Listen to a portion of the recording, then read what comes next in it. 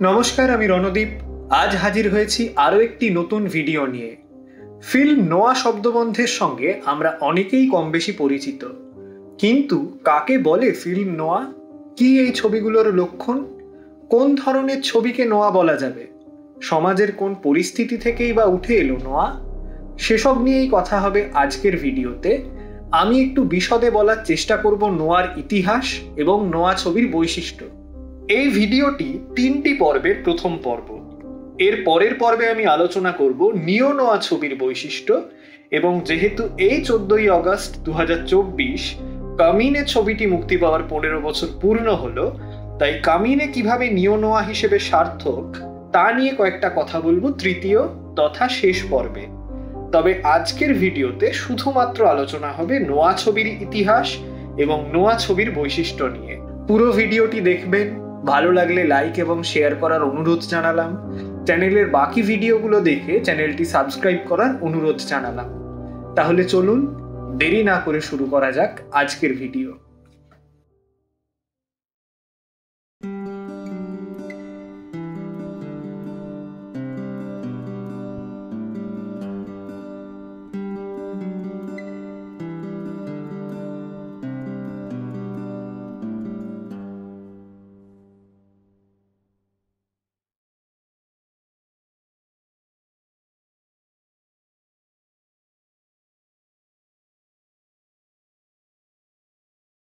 নোয়া কেমন জানতে আমাদের ফিরে যেতে হবে গত শতকের 2-3 দশকের আমেরিকায়। প্রথম বিশ্বযুদ্ধের পরবর্তী সময়ে আমেরিকার বাজার ছেয়ে গেল পাল্প বলে এক ধরনের পত্রিকায়। পাল্পউডের কাগজে তৈরি সস্তা ম্যাগাজিন। তাতে প্রথম দিকে সব ধরনেরই গল্প ছাপা হতো: science fiction, adventure, western, mystery প্রভৃতি। কম দাম হওয়ার কারণে হু হু করে বিকত পত্রিকাগুলো। 1920 দশকের মাঝামাঝি সময় থেকে আধিক্য হলো মিস্ট্রি ফিকশনের। পাশাপাশি 1929 নাগাদ আমেরিকায় নামলো এক বিপুল অর্থনৈতিক ধস, যাকে বলা হয় দ্য গ্রেট ডিপ্রেশন। সমাজে বাড়ল বেকারত্ব, সেই সঙ্গে পাল্লা দিয়ে বাড়ল অপরাধের হার। অতএব অপরাধ কাহিনী, গোয়েন্দাদের অ্যাডভেঞ্চারই মুখ্য হয়ে উঠল সাহিত্যের পাতায়। মানুষ তার সমকালটিকে দেখতে শুরু করলো পপুলার ফিকশনে। ড্যাশিয়েল হ্যামেট, পল কাইন, রেমন্ড শ্যান্ডলার, ইএস গার্ডনার প্রমুখরা কেবল গোয়েন্দা কাহিনী লিখেই বিখ্যাত হয়ে উঠলেন। আর ওই রকম সময় থেকেই, অর্থাৎ 2-3 দশক থেকেই সাদা কালো ফিল্মে উঠে আসতে শুরু করলো অপরাধ কেন্দ্রিক গল্প, যার কোনোটিতে গোয়েন্দারা আছেন, কোনোটিতে নেই। এই ধরনের ছবিকে ফরাসিরা বললেন ফিল্ম নোয়া বা ডার্ক ফিল্ম। কিন্তু কাকে বলবো নোয়া ছবি? কি এই ছবিগুলোর বৈশিষ্ট্য? এখানে একটা বহু প্রাচীন বিতর্ক লুকিয়ে আছে। নোয়ার পরিধি একে একটা জ্বর ঘোষণা করার মতো বড়ও নয়, আবার শুধুমাত্র স্টাইলিস্টিক জায়গায় আটকে রাখা যাবে নোয়া এত ছোটও নয়। বেশিরভাগ ছবি মহানগরীর পটভূমিতে গড়ে উঠলেও শহরতলি বা শহর থেকে খানিক দূরের লোকেশন বিরল নয়। সব ছবিতে যে গোয়েন্দারা আছেন তাও নয়। কাজেই নোয়াকে চিহ্নিত করতে হয় কতকগুলো থিম ধরে ধরে। তখনকার যে ছবিগুলোর মধ্যে এই থিমগুলি বা এর অধিকাংশ থিম প্রকট, তাকে আমরা নোয়া বলে চিহ্নিত করতে পারি। দ্রুত দেখে নেওয়া যাক সেই সব থিম। আমি বিলি ওয়াইল্ডারের 2টি ছবি সানসেট বুলেভার্ড এবং ডাবল ইন্ডেমনিটির কথা বলবো। সঙ্গে আসবে হিচককের ছবির কথা। কাজেই এই ছবিগুলো স্পয়লার থাকবে বলাই বাহুল্য। একদম প্রথমে নোয়ার স্টাইলের দিকে তাকানো যাক। ফিল্ম নোয়া শব্দদ্বয়ের আক্ষরিক অর্থ ব্ল্যাক ফিল্ম বা ডার্ক ফিল্ম। অতএব বোঝাই যাচ্ছে এই ধরনের সাদা কালো ছবিতে আলোর পাশাপাশি অন্ধকারও ছিল অত্যন্ত তাৎপর্যপূর্ণ। এই ধরনের ছবি তার অনুপ্রেরণা পেয়েছিল বিংশ শতকের দ্বিতীয় দশকের বিখ্যাত আর্ট মুভমেন্ট জার্মান এক্সপ্রেশনিজম থেকে, যে ভাবধারার প্রসার ঘটে সিনেমার ক্ষেত্রেও। প্রথম বিশ্বযুদ্ধ চলাকালীন জার্মানিতে সিনেমার আমদানি রপ্তানি বন্ধ হয়ে যায়। ফলে বহির্বিশ্বের আড়ালে জার্মানির ছবির একটা নিজস্ব ভাষা গড়ে উঠছিল। জার্মান জাতি তখন প্রথম বিশ্বযুদ্ধে পরাজয়ের গ্লানিতে নিমজ্জিত। তাদের সেই গ্লানি, অপমানবোধ, জাতিগত তিক্ততা ফুটে উঠছিল তাদের ছবিতে। অদ্ভুত সমস্ত সেট, গল্পের কেন্দ্রে উন্মাদ ভিলেন বা অলৌকিক কার্যকলাপ, তীক্ষ্ণ কন্ট্রাস্টিং আলোর ব্যবহার জার্মানদের জাতিগত চেতন বা কালেকটিভ সাইকির দিকেই ইঙ্গিত করে। তারা যে খুব একটা সুখকর সময় বেঁচে ছিল না তার প্রমাণেই জার্মান এক্সপ্রেশনিজম। এই সময়কার বিখ্যাত ফিল্মগুলোর মধ্যে উল্লেখযোগ্য হল the cabinet of doctor Caligari, Nosferatu, Metropolis, hands of Orlac প্রভৃতি। এই ধরনের ছবিতে যে লাইটিং ব্যবহৃত হতো তাকে বলা হয় চিয়ারোস্কিউরো লাইটিং। শব্দটা ইটালিয়ান। চিয়ারোর অর্থ হলো উজ্জ্বল আর কিউরো হলো অবস্কিওর বা ডার্ক। এই দুয়ের মেলবন্ধনে একটা তীব্র কন্ট্রাস্টিং সাদা কালো বা আলো আঁধারি পরিবেশ তৈরি হতো জার্মান এক্সপ্রেশনিস্ট ফিল্মে। ঠিক একই শৈলী প্রযুক্ত হয় নোয়া ছবিতেও। উজ্জ্বলতা যদি বুঝিয়ে থাকে বাস্তব বা চরিত্রের চেতন, তাহলে অন্ধকার বুঝিয়ে দেয় চরিত্রের অবদমিত কামনা বাসনা এবং সমাজের অন্ধকারাচ্ছন্ন দিক। ছায়ার ব্যবহার এই ধরনের ছবিতে উল্লেখযোগ্য ভূমিকা পালন করে। লো কি লাইট বা অল্প আলো ব্যবহার করে এই ধরনের গল্প বলা হতো। ফলে আলো আঁধারি পরিবেশে ক্রাইম ব্যাপারটা জ্যান্ত হয়ে ওঠে, গড়ে ওঠে সাসপেন্স। এর পাশাপাশি ক্লোজ আপ শটে ক্লস্ট্রোফোবিয়া তৈরি করার মতো বিষয় তো রয়েইছে। আসল লোকেশনে ছবিগুলো শুট করা হতো, সে কারণেই নোয়া ছবিগুলো এতটা বিশ্বাসযোগ্য হয়ে ওঠে। ট্রিটমেন্টের জন্য, তার নিখুঁত যুক্তিক্রমের জন্য নোয়ার গল্প দেখে মনে হয় এইসব ঘটনা যে কোনো দিন যে কারুর সঙ্গে হতে পারে। এরপরে তাকানো যাক এই সমস্ত গল্পের নায়কের দিকে।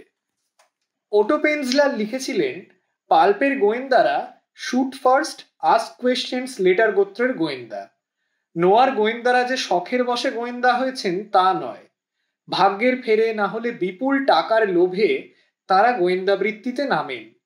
যে পথটিতে তারা আছেন যেন কিছুটা বাধ্য হয়েই সে পথে তাদের জীবিকা নির্বাহ করতে হচ্ছে। যেমন ড্যাশিয়েল হ্যামেটের উপন্যাস অবলম্বনে জন হিউস্টনের ছবি দ্য ম্যালটিজ ফ্যালকনের গোয়েন্দা। এমনকি গোয়েন্দা না হলেও মূল চরিত্ররা হতাশ, তিক্ত, নৈরাশ্যবাদী এবং এরা অধিকাংশ ক্ষেত্রেই সমাজে বিস্তৃত প্রায় মূল স্রোতে কিছুতেই তাদের জায়গা হয়ে ওঠে না। এই প্রায় ব্যর্থ চরিত্রগুলো নোয়ার নায়ক। যেমন ধরুন সানসেট বুলেভার্ডের জো গিলিস। হলিউডে স্ক্রিপ্ট লিখে তার শিকে ছিঁড়ছে না, জীবন নিয়ে সে দৃশ্যতই হতাশ এবং সেই হতাশাকে সে কিছুটা সামলানোর চেষ্টা করে বিফল প্রায় হিউমার দিয়ে। যেমন ধরুন ডাবল ইন্ডেমনিটির ওয়াল্টার। তার জীবনে অভাব না থাকলেও তার সচ্ছলতার মানদণ্ডে সে উত্তীর্ণ নয়। কাজেই নোয়ার নায়করা কেউই জীবনে অত্যন্ত সফল বা অত্যন্ত প্রাণবন্ত তা নয়, বরং এরা জীবনে নানাবিধ ঘাত প্রতিঘাত সহ্য করতে করতে কোনো ক্রমে জীবন ধারণ করছেন, এমনটাই দস্তুর। নোয়ার নায়কদের কেউই সচ্চরিত্র নন।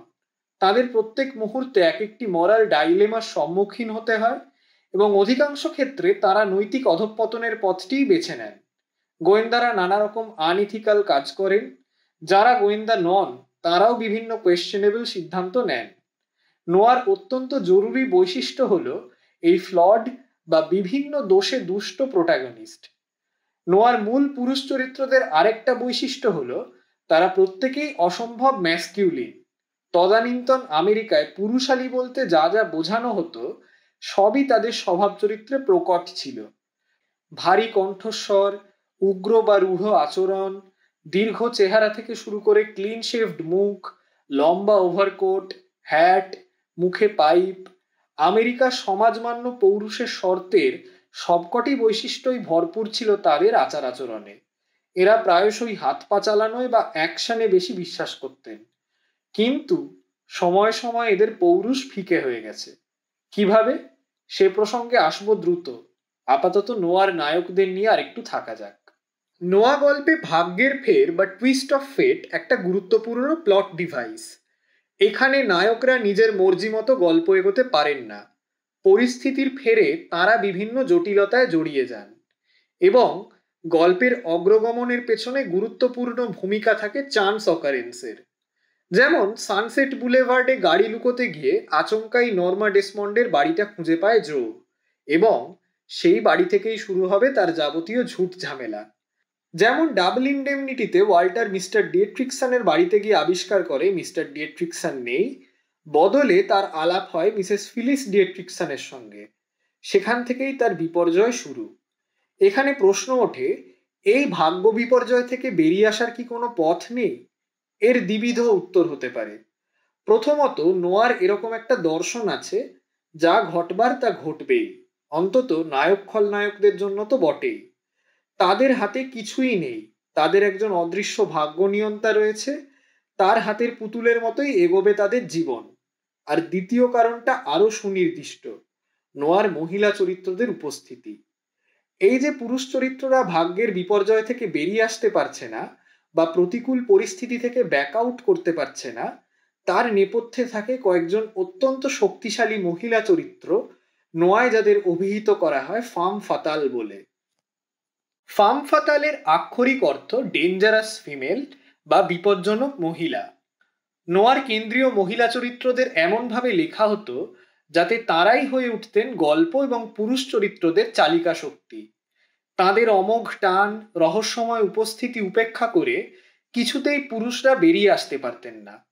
এই বিষয়টা নিয়ে বহু বিতর্ক আছে, কিন্তু তাও বলি, মনে করা হতো ফাম ফাতালরা পুরুষদের আকর্ষণ করে নিয়ে ফেলতেন বিপদের কেন্দ্রে, সেজন্যই তাদের বলা হতো ডেঞ্জারাস ফিমেলস। যেমন মনে করুন সানসেট বুলেভার্ডের নর্মা ডেসমন্ড। তিনি জোকে জোর করে বাড়িতে আটকে রাখেন, তাকে এক্সপ্লয়েট করেন। জো ছেড়ে যেতে চাইলে তাকে ম্যানিপুলেট করে ফিরিয়ে আনেন। শেষতক জো কিছুতেই তার পরিকল্পনায় সায় না দিলে জোকে মেরে ফেলেন।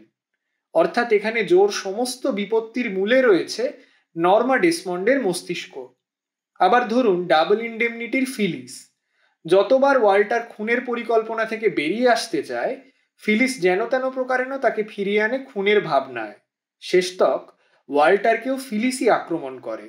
এই ফাম ফাতালের উপস্থিতি যে সবসময় শরীরই হবে তা নয়, কোনো নারী না থেকেও ফাম ফাতালের শর্তে উত্তীর্ণ হতে পারেন।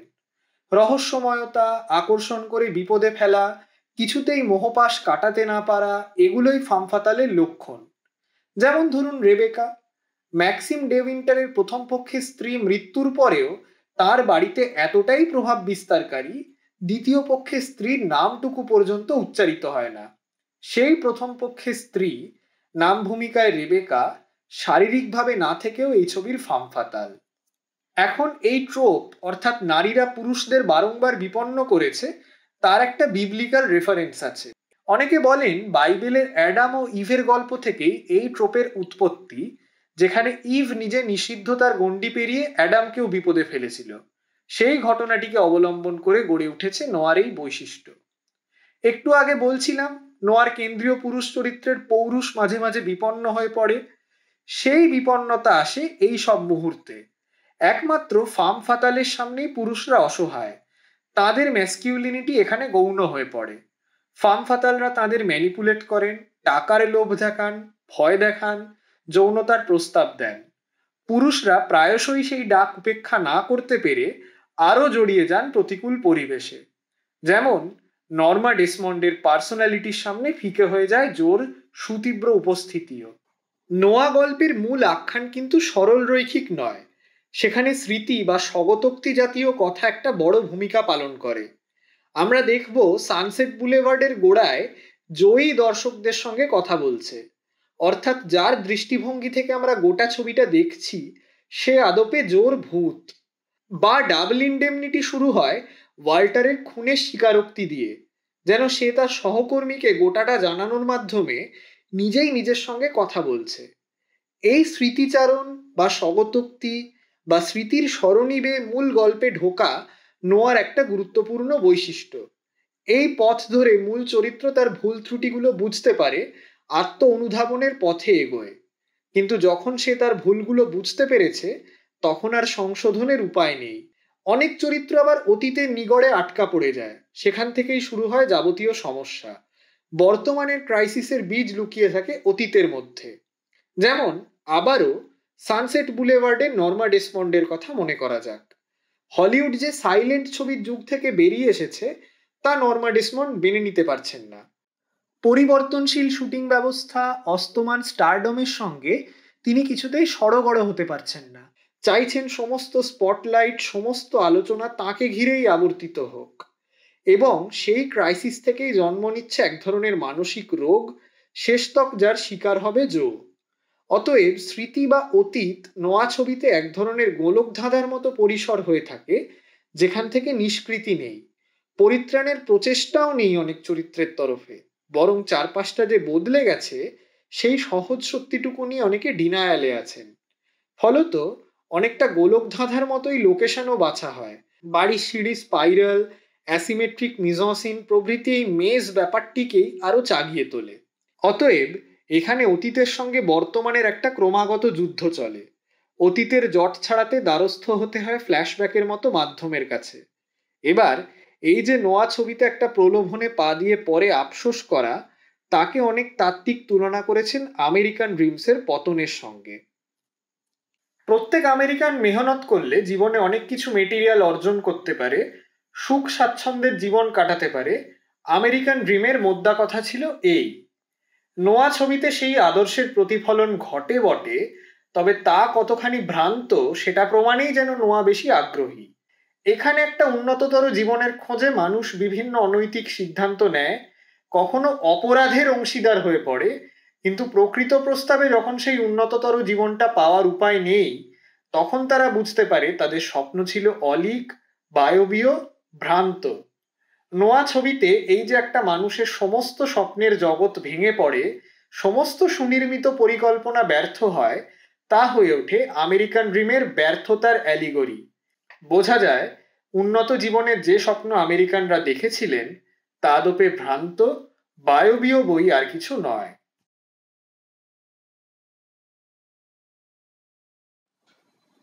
এই ভিডিওতে আমি বলার চেষ্টা করলাম নোয়া ছবির সংক্ষিপ্ত ইতিহাস এবং বৈশিষ্ট্য। এর পরের পর্বে আলোচনা করব নিও নোয়া ছবির বৈশিষ্ট্য, এবং তৃতীয় পর্বে কামিনে কিভাবে নিও নোয়া হিসেবে সার্থক তা নিয়ে আলোচনা হবে। সেই পর্বগুলোও দেখবেন, মতামত জানাবেন, এবং ভিডিওটি ভালো লাগলে লাইক ও শেয়ার করার অনুরোধ জানালাম আরও একবার। চ্যানেলটি সাবস্ক্রাইব করারও আবেদন রইল। খুব শীঘ্রই আসছি পরবর্তী পর্বগুলো নিয়ে। ভালো থাকবেন, ধন্যবাদ।